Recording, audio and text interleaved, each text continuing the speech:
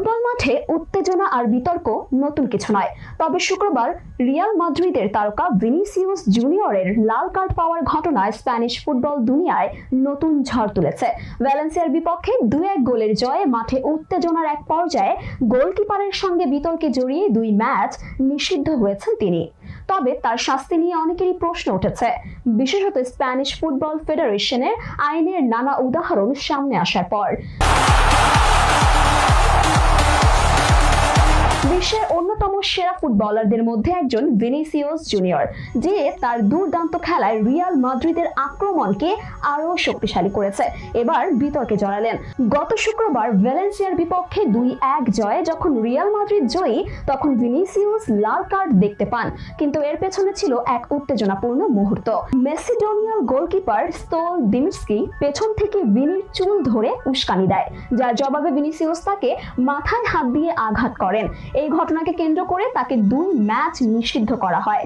Spanish football federation অবশ্য এই শাস্তি নিয়ে বিতর্ক শুরু করেছে, কারণ এর আগেও আরো মারাত্মক আচরণের জন্য অনেক ফুটবলারকে বড় শাস্তি দেওয়া হয়েছে। এল মুন্ডো দেপোর্তিভোর প্রতিবেদনে বলা হয়েছে যে ভিনিসিয়াসের শাস্তি তুলনামূলকভাবে লঘু।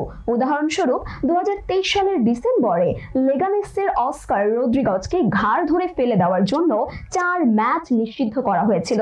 একইভাবে বার্সেলোনার কোচ হান্সি ফ্লিককেও বাজে আচরণের জন্য 2 ম্যাচ নিষিদ্ধ করা হয়েছিল। তবে ভিনিসিয়াসের ক্ষেত্রে ফেডারেশন তার শাস্তি হালকা করেছে। ফেডারেশন আরএফইএফ এর নিয়ম অনুযায়ী শাস্তির মেয়াদ কমপক্ষে 4 ম্যাচ হতে পারত, ফলে 2 ম্যাচের নিষেধাজ্ঞা পাওয়ার পর এটি ভিনির জন্য তুলনামূলকভাবে কম শাস্তি বলা যায়। এদিকে রিয়াল মাদ্রিদ এই শাস্তির বিরুদ্ধে আপিল করার সিদ্ধান্ত নিয়েছে।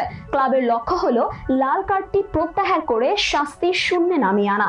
তবে এ নিয়ে উত্তেজনা কাটলেও ভিনিসিয়াসের পরবর্তী ম্যাচগুলোতে তার উপস্থিতি নিয়ে এখনো অনিশ্চয়তা রয়েছে। যদিও ভিনিসিয়াস এখন নিষিদ্ধ, তবে রিয়াল মাদ্রিদের পরবর্তী ম্যাচে তাকে না পাওয়ার শঙ্কা থাকবে না। সৌদি আরবের রিয়াদে 11 জানুয়ারি স্প্যানিশ সুপার কাপের সেমিফাইনালে মায়োর্কার বিপক্ষে রিয়াল মাঠে নামবে এবং এই ম্যাচে তিনি দলের অংশ হতে পারেন।